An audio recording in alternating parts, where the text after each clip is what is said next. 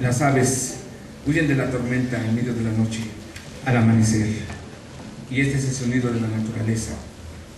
Es orquesta tahitiana. La voz del colibrí ahorita va por su voz porque se quedó por allá adentro.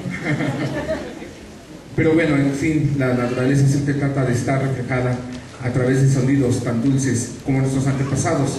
Dicen que los mexicanos tenemos una relación muy estrecha con los tahitianos por la similitud de las percusiones y el sonido de los instrumentos de viento y la relación de estos con la naturaleza que nos rodea.